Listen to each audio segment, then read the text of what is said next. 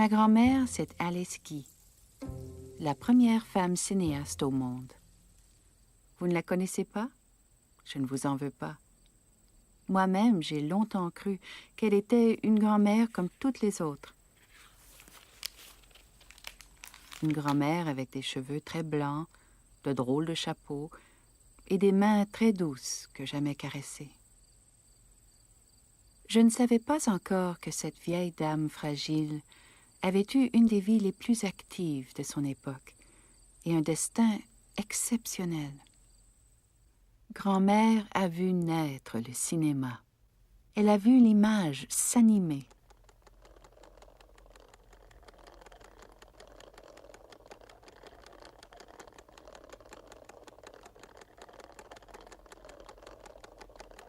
D'ailleurs, c'est son jeune sourire qui a été ainsi immortalisé au tout début des vues animées.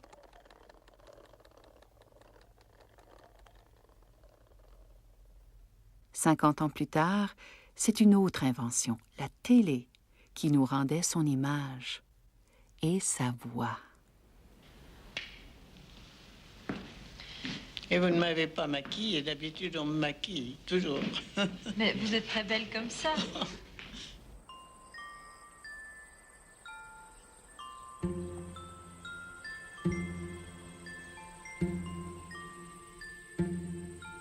Son histoire commence il y a plus d'un siècle en France.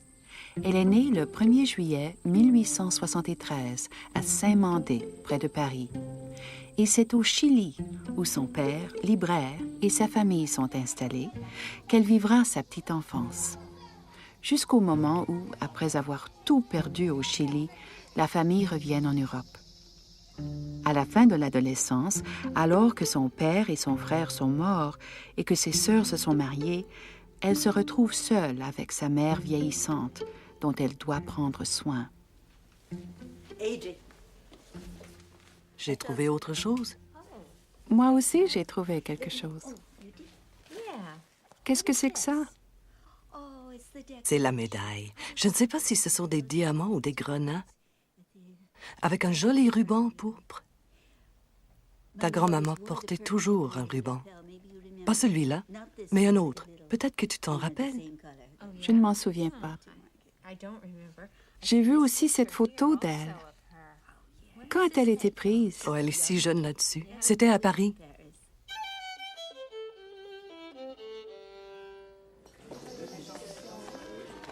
J'avais un ami et ça a été, je dois dire, mon premier amour. Mais il avait 75 ans. Quel âge aviez-vous? J'avais 18 ans. Oh, je l'aurais épousé volontiers. J'adorais cette femme. Alors, il a dit à ma mère, je crois que la meilleure chose pour aller, ce serait d'apprendre la scénodactylographie. C'est une chose nouvelle. Elle peut être secrétaire dans une maison, etc. Et en effet, j'ai appris assez vite. Et j'avais comme professeur le sténographe de la Chambre des députés. Et il m'avait, je ne dirais pas, vu à part, mais enfin, il m'aimait bien et il m'a dit la première bonne place sera pour vous. Enfin, il m'envoie un mot pour me dire qu'il y avait une très bonne place à la société de photographie, qui n'était pas à Gaumont à ce moment-là. Je suis arrivée cœur battant pour me présenter là dans cette place et on m'a dit ah c'est dommage mais M. Richard n'est pas là. Alors quand la personne qui m'a reçu a vu ma déception, elle m'a dit mais vous pourriez peut-être voir Gaumont, c'est son fondé de pouvoir. Il n'était pas à ce moment-là le chef de la maison. Il m'a dit, oh, votre recommandation est excellente, mademoiselle, mais la place est importante et j'ai peur que vous soyez bien jeune. Alors, je lui ai dit, oh, mais monsieur, ça me passera. En effet, hélas, ça vous passera. Ce nouvel emploi qu'elle vient de décrocher la remplit de joie. Elle est jeune et la vie s'ouvre devant elle, pleine de promesses.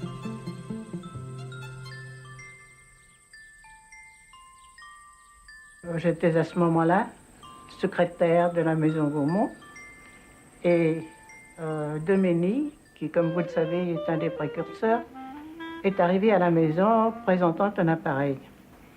Et Gaumont, qui était un homme de science, a tout de suite reconnu la valeur de cette invention et il a mis en marche une fabrication. Malheureusement, pendant que nous faisions ces préparatifs, les frères Lumière sont venus nous faire une visite. C'était eux-mêmes des amis de la maison. Et j'étais dans le bureau, et par courtoisie, ils m'ont invité eux-mêmes à assister à cette séance. Et nous sommes allés à une société qui était, je crois, la société d'encouragement aux sciences. Et là, nous avons trouvé les Lumières qui avaient tendu un drap et qui tournaient un petit appareil. Et nous avons vu sortir ce que vous connaissez, qui est classique, c'est-à-dire les sorties de leurs ateliers. Nous sommes revenus enthousiasmés de l'invention, mais très déconfits, puisque déjà le cinéma de Demény était en route.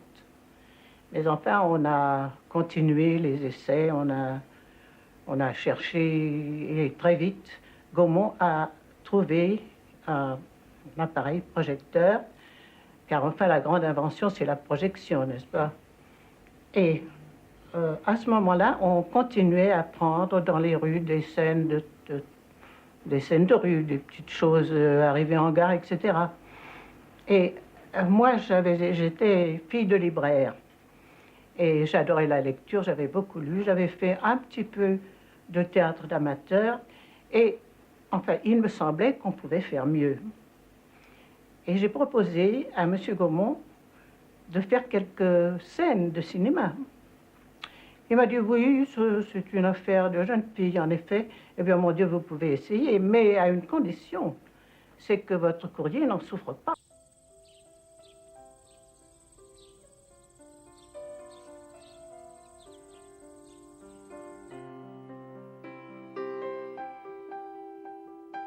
C'était des scénarios que vous écriviez vous-même? Ah oui, c'était même pas des scénarios à ce moment-là, c'était des petites histoires que je fabriquais comme ça, n'est-ce pas?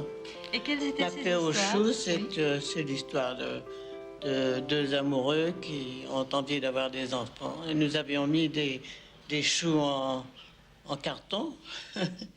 Et nous avions mis des poupons en bois, sauf un. Et la maman était très inquiète. Les amoureux trouvaient ça derrière le chou. Vous voyez, c'était pas terrible. Non. Mais j'en ai fait d'autres qui ont eu, parfois, plus de succès que je ne pensais. J'ai fait la Esmeralda, j'ai fait... oh mon Dieu, j'ai la liste de mes films là. Je vous en donnerai une si vous voulez. Grand-mère disait qu'ils avaient réussi à vendre 80 copies de son premier film, La Fée aux choux. Son patron, Léon Gaumont, fier du résultat et peut-être content d'économiser un salaire, nomme alors ma grand-mère en charge de toute la production cinématographique de la maison Gaumont, tout en la gardant comme secrétaire et bras droit. Mais à mesure que le temps passe, elle devient de moins en moins secrétaire et de plus en plus cinéaste. À cette époque, ni le nom ni le métier de cinéaste n'existent encore.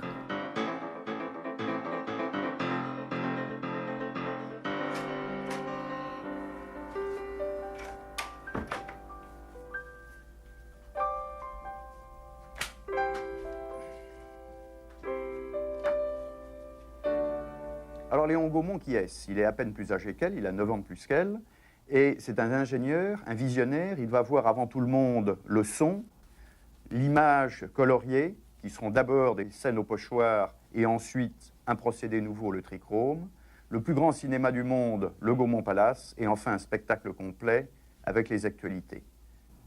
Alice Guy, que lui apporte-t-elle? Son enthousiasme, son dynamisme. Pour la première fois au monde, un film va être écrit, produit, réalisé par la même personne, et 70 ans avant que n'existe la nouvelle vague, eh bien, avant que le mot n'existe, nous avons du cinéma d'auteur. Elle va utiliser ces procédés que sont la couleur, le son, qu'a mis au point Léon Gaumont, pour en faire des films qui nous restent aujourd'hui. Bonjour, dites-moi, Rosine, ma belle voisine, d'où venez donc tout ce bruit chez vous cette nuit? Vous battiez-vous, ma charmante, étiez-vous souffrante? Je vous entendais gémir, je n'ai pas pu dormir. Au fond, Gaumont est fondé sur un couple, comme sont nés tous les enfants du monde. Lui, l'ingénieur, l'esprit de géométrie, elle, celle qui a lu, celle qui a créé, l'esprit de finesse. Voilà comment on crée une grande société.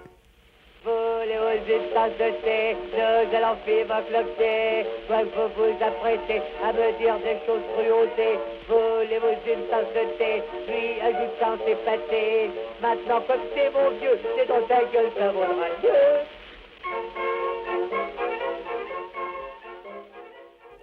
De ces vidéoclips avant l'heure, Alice en réalise plus d'une centaine entre 1900 et 1907, soit presque 30 ans avant le parlant From Hollywood, qui arriva seulement à la fin des années 20. Ces nouveautés et ces défis la stimulent énormément. C'est quand même une période difficile pour elle.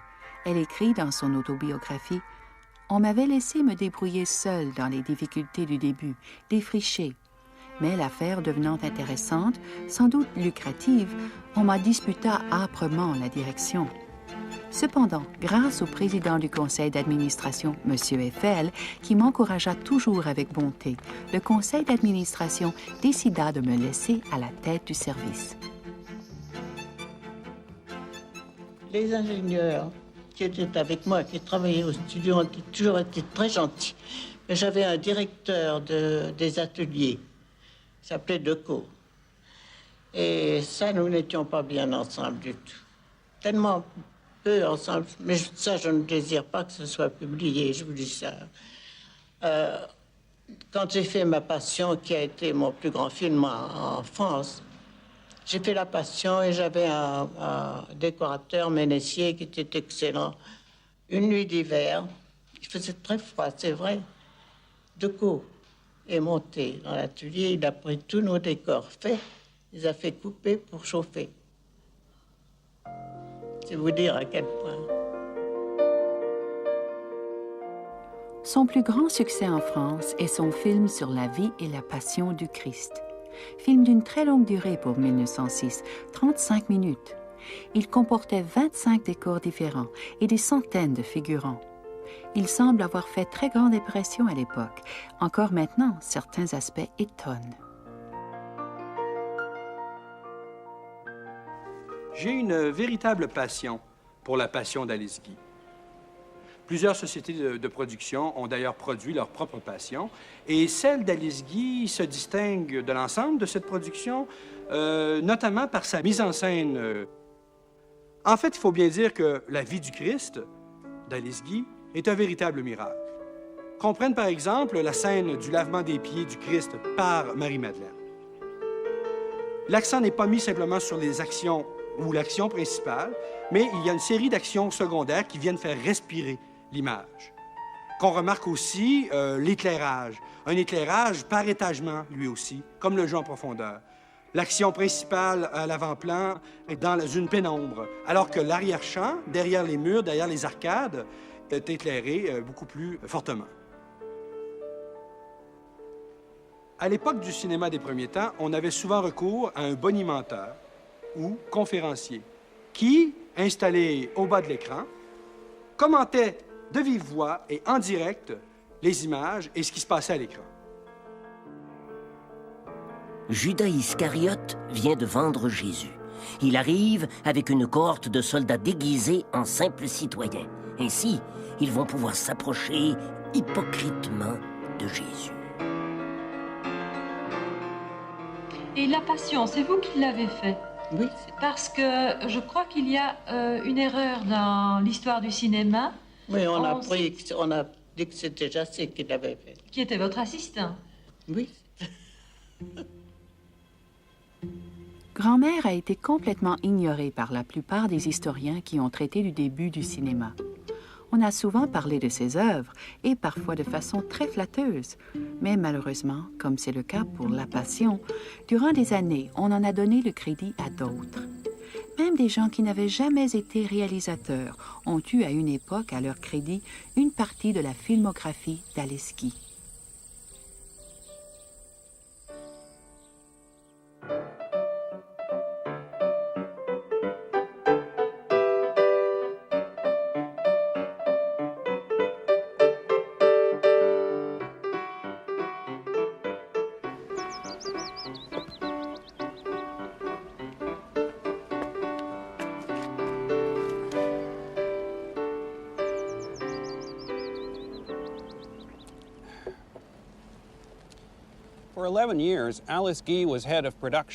Pendant 11 ans, Alice Guy a été directrice de production chez Gaumont.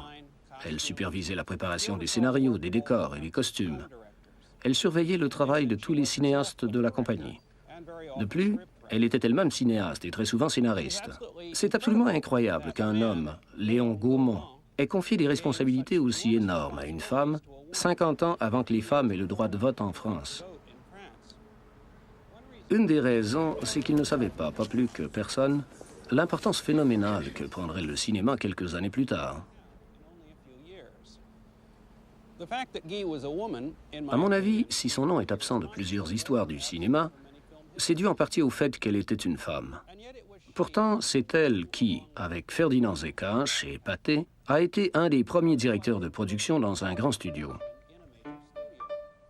C'est elle qui a établi le style de la maison Gaumont.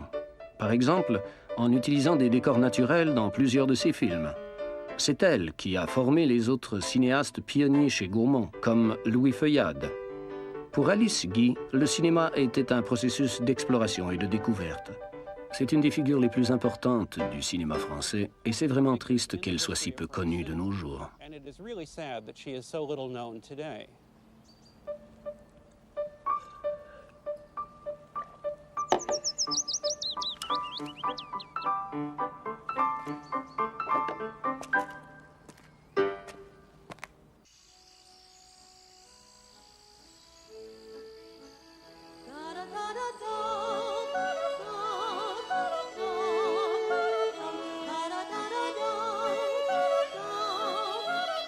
Ma grand-mère, que tous appelaient Mademoiselle Alice, n'avait eu que le cinématographe comme fiancé pendant toutes ces années quand, à 33 ans, elle rencontre le directeur de l'agence Gaumont à Berlin, M. Herbert Blaché Bolton.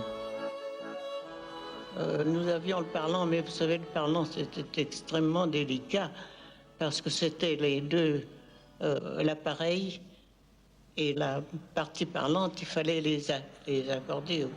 C'est ça. Il fallait que ça soit absolument synchrone, n'est-ce pas? Et nos clients avaient quelquefois des difficultés. Alors Gaumont était ennuyé, il ne pouvait pas y aller. Il m'a dit, allez-y. Mais j'ai dit, mais je ne parle pas l'allemand, moi je ne connais pas l'Allemagne du tout. Il m'a dit, vous allez prendre Blaché avec vous, il vous servira de Cicérone. Et ce qui s'est fait, n'est-ce pas? Alors nous avons fait 15 jours, presque 3 semaines de visite parmi les gens pour leur expliquer comment c'était, pour essayer de mettre ça bien en train. Et vous êtes mariés? Nous ne sommes pas mariés à ce moment-là, mais il m'a demandé.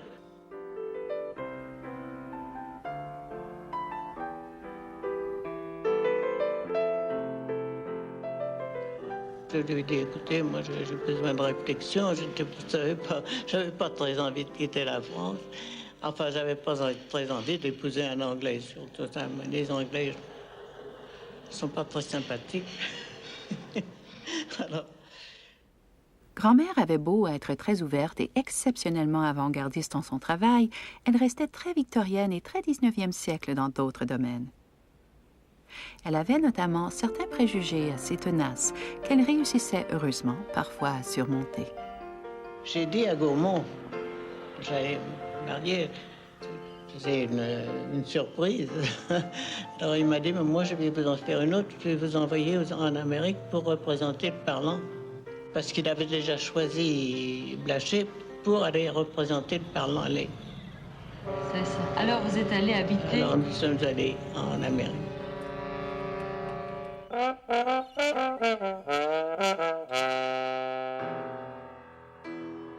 Alice écrit qu'elle quittait le cœur gros sa famille, son pays, persuadée qu'elle abandonnait pour toujours son beau métier. L'Amérique de l'époque ne plut pas tout de suite à ma grand-mère. Elle ne parlait pas la langue, elle n'avait pas d'amis, et même le cinéma était très différent de ce qu'elle connaissait. Aux États-Unis, raconte-t-elle, c'était encore les kinetoscope parlors qui fleurissaient. Il ne s'agissait pas de projections, mais d'appareils dans lesquels se déroulait un film sans fin et qu'une seule personne à la fois pouvait regarder à travers une lentille grossissante. Gaumont est venu, il a arrangé les choses, il a acheté ce petit studio à Flushing, à Long Island, et il a commencé, il voulait faire du parlant, justement, du chant, etc. Et il en a chargé mon mari. Moi, j'ai aidé, mais enfin, je n'étais pas du tout son employé, heureusement, parce que je n'aurais pas pu commencer.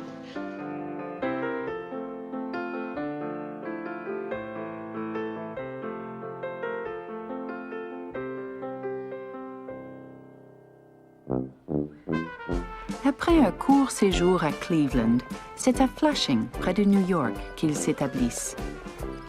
Quelques mois plus tard, délaissant la création pour la procréation, grand-mère met au monde son premier enfant, Simone. Après 2 ans dans le rôle d'épouse à la maison et de nouvelle mère, grand-mère s'ennuie du cinéma. Tante Simone a tout juste 2 ans quand elle décide de revenir à la production cinématographique. Le 7 septembre 1910, elle fonde son propre studio, la Solax.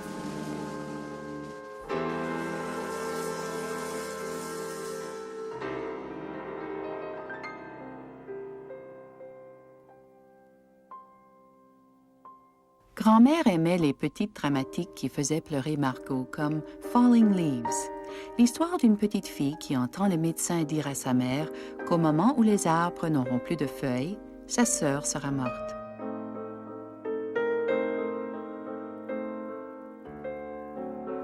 Espérant sauver la vie de sa sœur, elle va la nuit tenter de rattacher les feuilles aux arbres.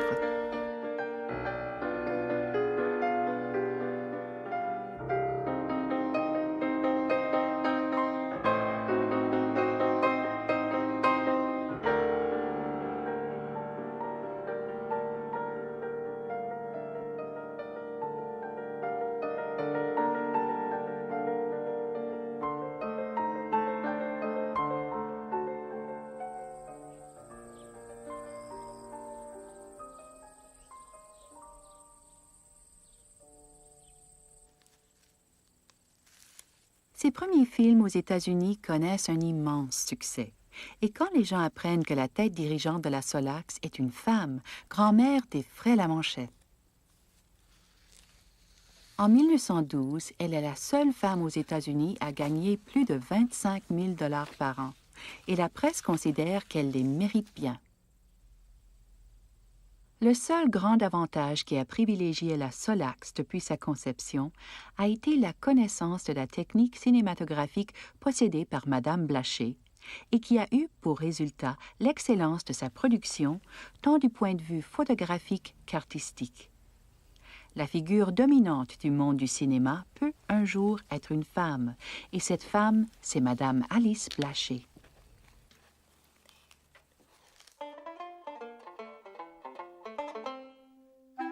Grand-mère, maintenant riche et célèbre, heureuse, avec un mari qu'elle aime et une enfant qu'elle chérit, agrandit en même temps sa famille et son studio.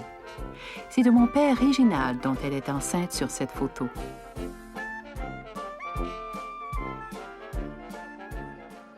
En 1912, le futur studio, qui se nomme déjà Solax, sera dans ce nouveau site le plus gros studio des États-Unis. Nous avons acheté un terrain à Fort Lee, dans le New Jersey, qui était la grande cité du cinéma à l'époque. Oui, Hollywood n'avait pas encore du tout de développement. Ah non, du tout. Tout se passait près de New York, oui, dans le New Jersey. Hollywood était encore une ville où sur les portes on mettait ni chien ni cinéaste. C'était avant que les restrictions énergétiques dues à la guerre poussent les studios à faire un exode vers l'ouest et à s'installer à Hollywood. Ma grand-mère semble avoir été beaucoup aimée par les gens qui travaillaient avec elle. Elle amenait ses enfants au studio et mangeait avec son équipe. Tout le monde faisait partie d'une même famille. Elle n'était pas seulement appréciée pour sa gentillesse, mais aussi pour ses talents de meneuse et sa grande compétence en cinéma. Régulièrement, elle partageait ses connaissances techniques acquises à Paris avec ses directeurs photo américains. Elle était une référence dans le milieu cinématographique de l'époque.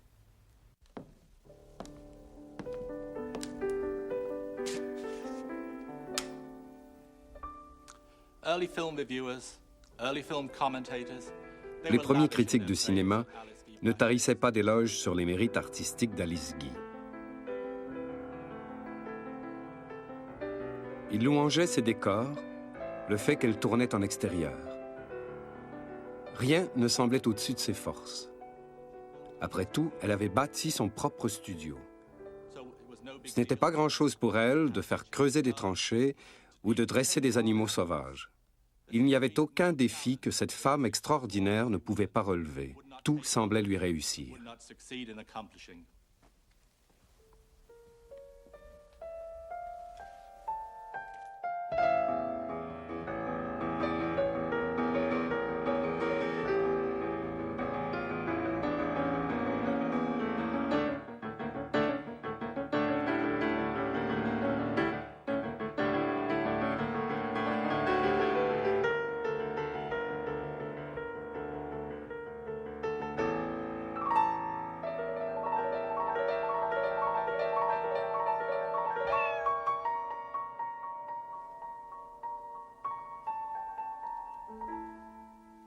Alice Guy Blaché strive for increasingly more. Alice Guy Blaché s'évertuait à réaliser des scènes de plus en plus spectaculaires, des cascades de plus en plus difficiles. Elle connaissait ce que le public voulait, ce que les critiques de l'époque appréciaient dans ses films. C'est très difficile pour nous, le public contemporain, de remonter 80 ans en arrière et de comprendre à quel point ces films semblaient raffinés au public d'alors. Il faut se rappeler qu'il n'y avait pas de cascadeurs à l'époque. Les acteurs, les actrices faisaient eux-mêmes leurs cascades. On demandait aussi à des acrobates de cirque, des casse-cous, de faire des trucs spéciaux dont on avait besoin. La plupart des cinéastes de l'époque utilisaient souvent des modèles réduits. Quand Alice Guy Blaché voulait faire sauter un bateau, elle utilisait un vrai bateau. Elle se moquait du danger et de fait, son mari, Herbert Blaché, a été gravement blessé lors de cette explosion. N'oublions pas que ce qui semble aujourd'hui un cliché n'était pas un cliché à ce moment-là. Ces pionniers découvraient le cinéma. Ils découvraient le potentiel qu'avaient les films. Ce qu'ils ont découvert, nous le prenons aujourd'hui pour acquis. Nous nous en servons tous les jours en tournant nos films. Même le star system a commencé dans les premières années de ce siècle, quand les cinéastes comme Alice Guy Blaché engageaient un groupe d'acteurs qui restaient avec eux. Et peu à peu, leur nom, leur visage devenaient connus et ils devenaient des stars. Oh, j'ai eu des vedettes formidables. J'ai eu Petrova, par exemple. C'était une femme qui avait beaucoup de succès parce qu'elle est fort jolie, elle portait la toilette merveilleusement. C'est une femme de théâtre. Mais alors, c'était une femme dont j'ai voulu lui faire une scène de jalousie un jour. Elle m'a dit, moi, madame, je ne fais jamais de scène de jalousie. Quand la jacinthe est finie, c'est moi qui la jette. Ah bon, alors... Une des premières grandes actrices créées par le Star System a été Olga Petrova, très populaire dès 1915 et dans les années 20, mais complètement oubliée aujourd'hui. Fait presque unique dans l'industrie cinématographique d'alors, elle était féministe. Elle n'acceptait que les rôles de femmes fortes, chirurgiennes, docteurs, intellectuelles. Alice Guy Blaché a dirigé Petrova pour la première fois en 1915 dans La Tigresse. Elles ont ensuite fait 4 autres films ensemble. Ça devait être une collaboration formidable. Je me souviens, au milieu des années 70, quand l'autobiographie d'Alice Guy Blaché est parue, Madame Petrova m'a écrit une lettre fascinante sur ce qu'était le travail avec la réalisatrice. Comme je ne connaissais rien, ni à la mise en scène, ni au metteur en scène, la question du sexe du cinéaste ne m'effleura pas.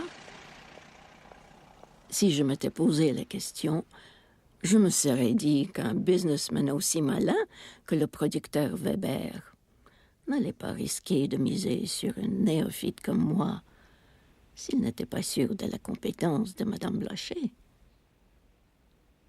Pendant les répétitions et pendant le tournage, elle ne perdait ni sa dignité ni son calme. Elle avait une main de velours, même si elle était capable de poigne si le besoin s'en faisait sentir. Je ne l'ai jamais entendue hurler dans les mégaphones. Elle obtenait des meilleurs résultats en se faisant obéir et respecter de ses artistes. J'ai eu le frère de Capellani qui était au français. Et j'avais mis dans mon studio des notes partout. Soyez naturels. C'est tout ce que je leur demandais. Alors il m'a dit, vous avez obtenu ça? Moi j'ai mis 10 ans pour être naturel au théâtre. Soyez naturel. Ça semble un conseil tellement évident aujourd'hui, mais pour les acteurs et les actrices de cinéma d'alors, c'était loin d'être évident. À cette époque, ils posaient pour la caméra comme on pose pour un photographe. On les filmait en plan large et ils faisaient de la pantomime. Mais en disant à ces acteurs d'être naturels, Alice Guy pouvait s'approcher pour des gros plans. Elle pouvait montrer un mouvement du corps, une expression. Be natural. Soyez naturel. Avec ces deux mots tout simples, Alice Guy Blaché a transformé à jamais la façon de jouer au cinéma.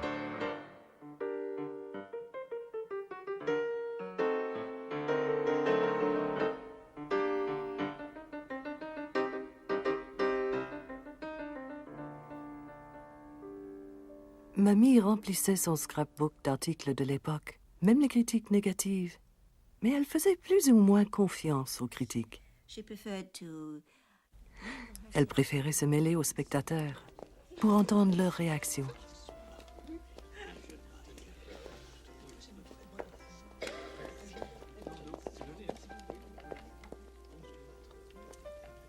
As for the articles about her, c'est comme les articles écrits à son sujet.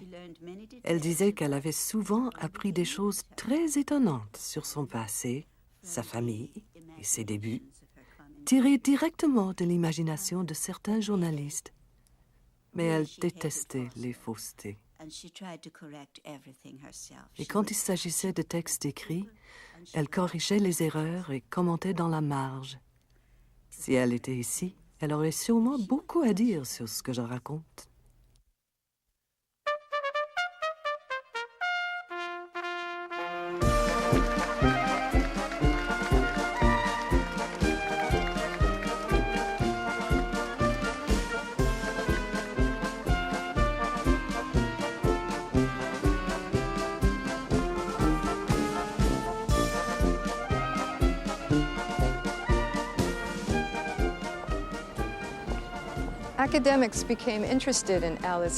Les universitaires se sont intéressés très tôt à Alice Guy Blaché et ils l'ont invitée à donner des conférences. Comme elle avait été pendant 17 ans la seule femme cinéaste au monde, elle était un peu un objet de curiosité.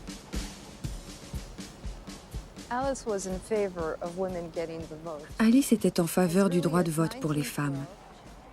Dès 1912, elle avait dit au reporter d'un journal que les femmes étaient prêtes pour ça. Mais ayant été élevée dans la bourgeoisie victorienne, Alice ne pouvait certainement pas être une féministe au sens où on l'entend aujourd'hui. Mais tout dans sa carrière, tout ce qu'elle a fait et dit, affirme que la femme est l'égale de l'homme. En 1914, Alice a écrit dans la revue de cinéma Moving Picture World: « J'ai été longtemps étonnée que les femmes n'aient pas saisi l'éventail de possibilités merveilleuses que leur offrait l'art du cinéma pour devenir riches et célèbres en tant que productrices de films. »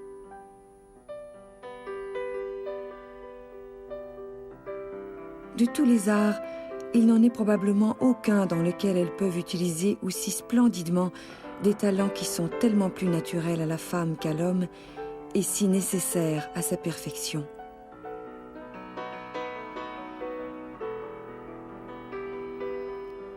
Elle a même fait 2 fables féministes. Malheureusement, aucune ne semble avoir survécu. Mais on peut néanmoins détecter dans certains de ces films qui ont été conservés un point de vue différent sur le monde. On pourrait même dire un point de vue féminin.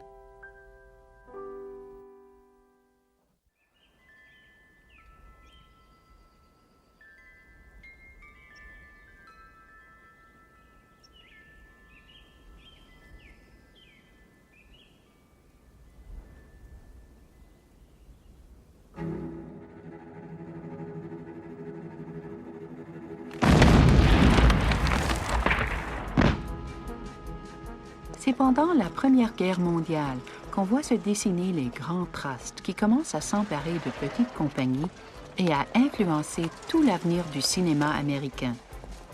Mes grands-parents, croyant probablement tous les deux que grand-père saurait mieux naviguer dans cette période d'âpre rivalité commerciale, font de grands changements dans leur vie.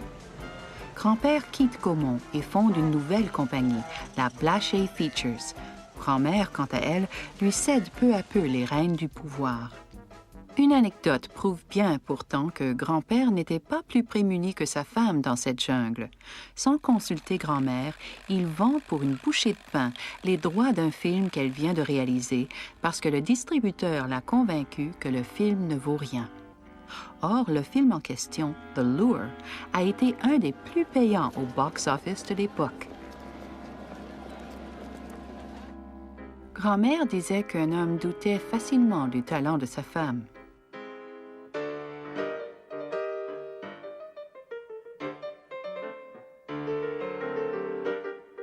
Au milieu des années 10, les films sont de plus en plus longs. Grand-mère réalise alors ce qu'on allait appeler des longs-métrages pour de nombreuses compagnies, la Popular Plays and Players, la US Amusement Corporation, la Perret Pictures. Les grands drames la passionnent toujours, mais elle aime surtout les histoires d'amour qui finissent bien.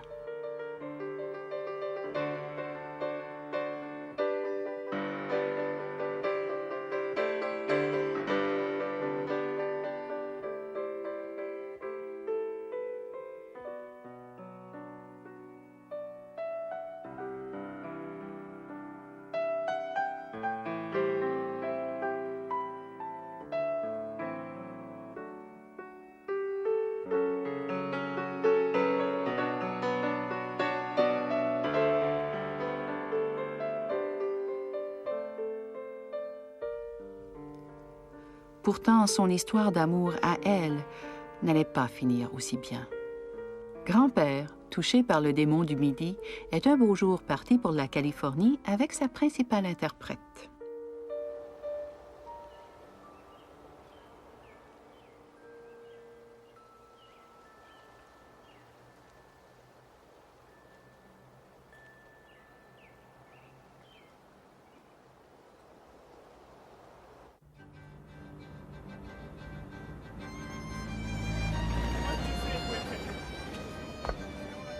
Pendant un moment, elle le rejoint à Hollywood.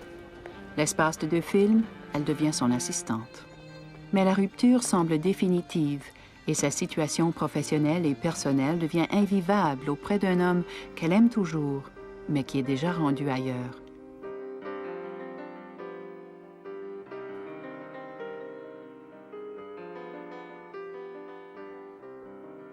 À l'époque où mes grands-parents se séparent, les compagnies indépendantes se font de plus en plus rares aux États-Unis. On leur fait alors des offres intéressantes. Mais n'aimant pas les méthodes des grands trusts qui, selon grand-mère, frôlaient parfois la malhonnêteté et l'intimidation, ils refusent des associations qui auraient pu devenir extrêmement lucratives. De toute façon, le travail commun devient de moins en moins possible et grand-mère, ébranlée par l'échec de son mariage, a du mal à se battre sur d'autres fronts.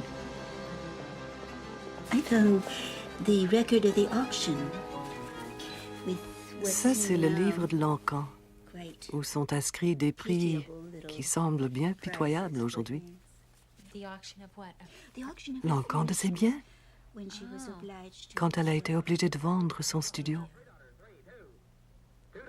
Lorsqu'à Fort Lee, le studio de mes grands-parents est vendu pour le prix des taxes que les nouveaux locataires ont omis de payer et que tous les biens de ma grand-mère sont vendus à l'encan, c'est toute sa vie qu'elle voit s'envoler en pièces détachées et à prix dérisoires. C'est ça. Vous avez habité Hollywood aussi? Vous êtes allé à Los Angeles? Oui. Vers quelle époque? À Hollywood. Oh mon Dieu, peut-être que je suis allée à Hollywood. Je me rappelle vraiment pas très bien. Probablement que grand-mère se rappelait très bien de Hollywood. Mais on la comprend d'avoir essayé d'effacer de sa mémoire cette sombre période de sa vie. Après tout, c'est là qu'elle avait perdu son mari, le cinéma et beaucoup d'illusions.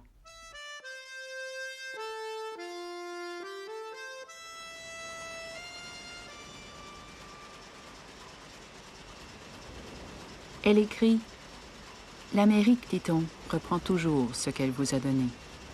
Complètement découragée, ruinée, je résolus de rentrer en France avec mes enfants. »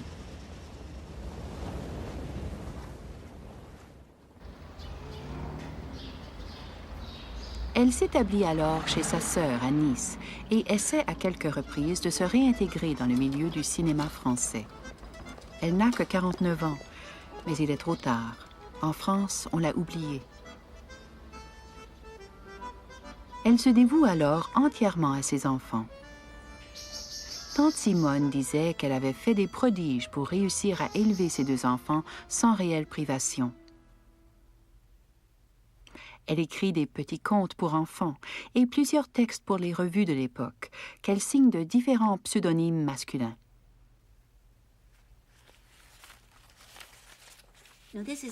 Ça, c'est une histoire qu'elle a écrite, destinée aux enfants, qui développe le faux mythe que les loups poursuivent les gens en traîneau et qu'il faut leur lancer quelqu'un pour les distraire. Elle continue à signer de son vrai nom seulement les histoires qu'elle destine au cinéma.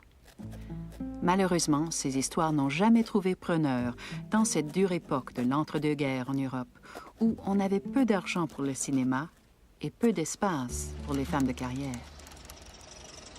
Plus tard, Tante Simone obtient un emploi à l'ambassade américaine et s'occupe à son tour de sa mère.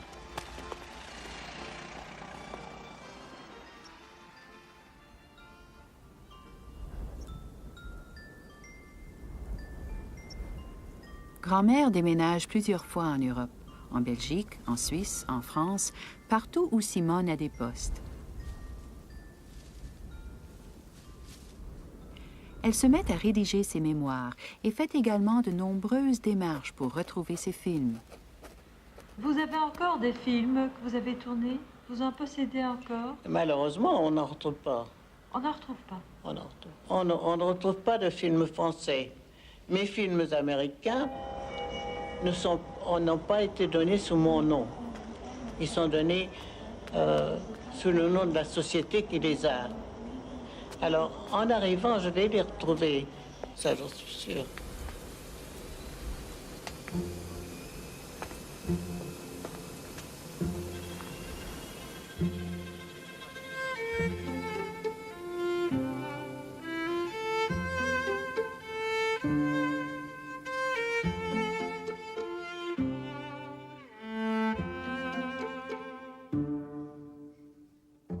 À ce moment-là, ma grand-mère a 83 ans. Ni les voyages seuls en avion, ni les balades dans le métro ne lui font peur, surtout si le but du voyage est d'essayer de retracer son passé de cinéaste.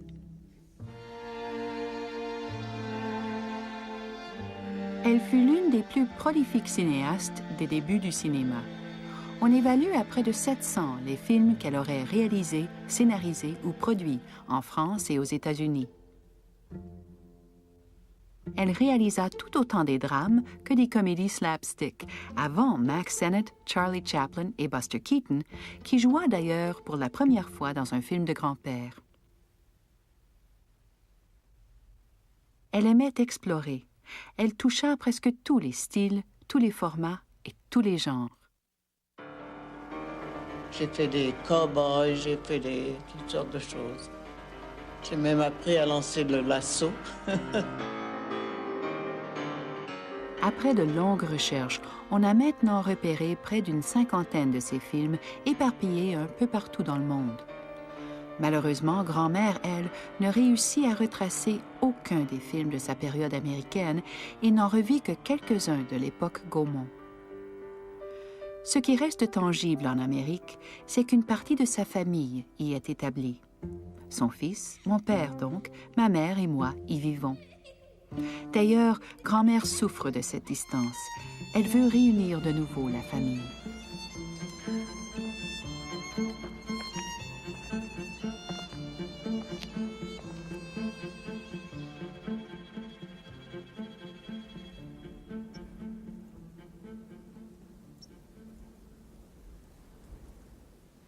Malgré de multiples efforts, elle ne réussira pas non plus à faire éditer son autobiographie de son vivant. Elle sera publiée plusieurs années après sa mort.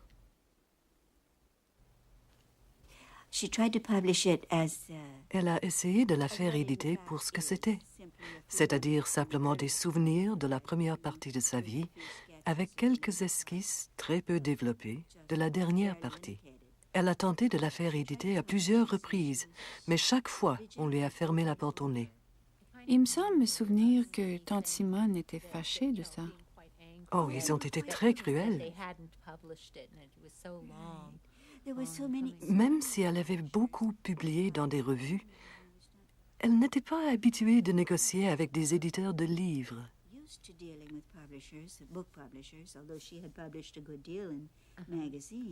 Plusieurs d'entre eux lui disaient être très intéressés à la publier, puis ils lui demandaient beaucoup d'argent. Pour la publier, il lui demandait de l'argent à elle? Tu sais, ça aurait été une publication à compte d'auteur, mais elle était bien trop fière pour ça. Alors elle essayait quelqu'un d'autre, et ça s'est produit plusieurs fois. Et malheureusement, chaque fois, c'était très long.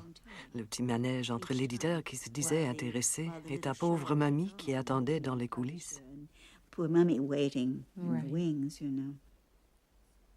Monsieur Victor Bashi, qui a récemment écrit un livre sur ma grand-mère, dit que, malgré toutes les difficultés qu'elle avait rencontrées, elle n'était pas amère.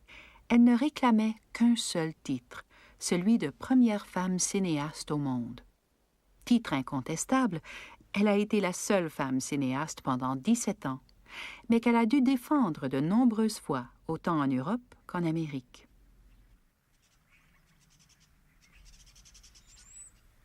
Grand-mère et tante Simone reviennent définitivement aux États-Unis en 1964.